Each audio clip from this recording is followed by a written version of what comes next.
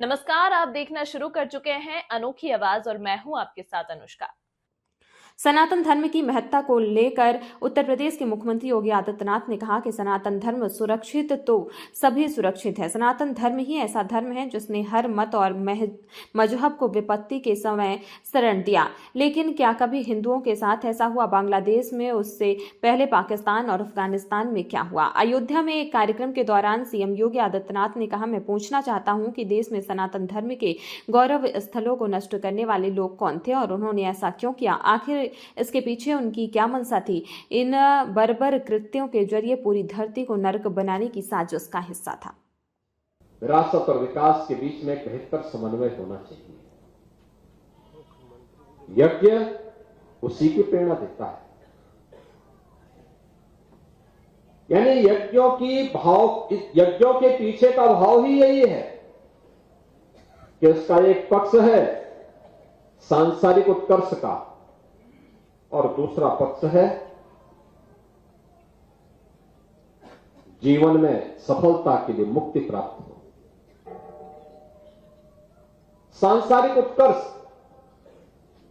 विरासत को बनाए रख करके भारत की परंपरा अपने इष्ट देवों से, भारत के पावन धर्मस्थलों से, मान बिंदुओं से, जो हमारे आदर्श हैं, हमारी प्रेरणा है, उनसे प्रेरित होकर के निरंतरता प्राप्त कर सके और उन मूल्यों और आदर्शों को ध्यान में रख करके जब हम आगे बढ़ेंगे तभी भारत बना रहेगा।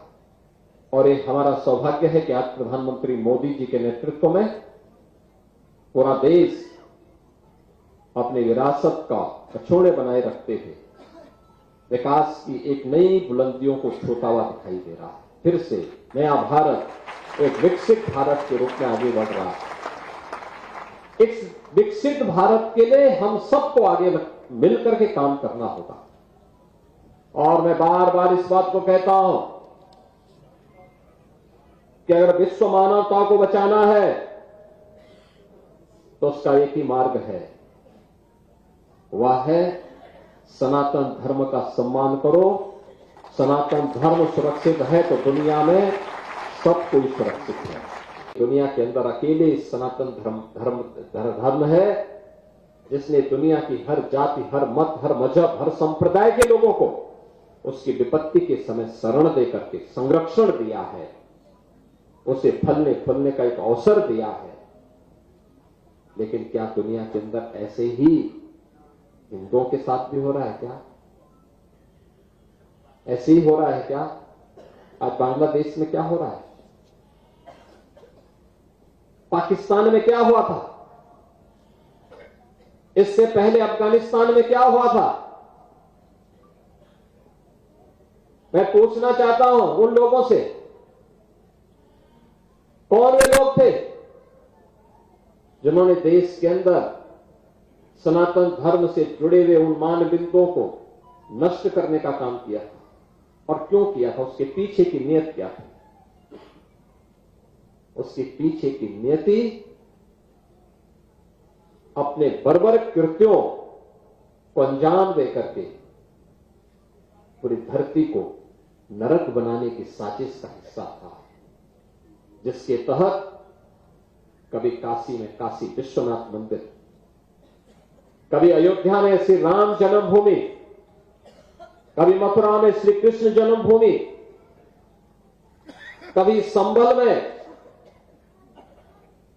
कल के अवतार की हरिहर भूमि, कभी भोज में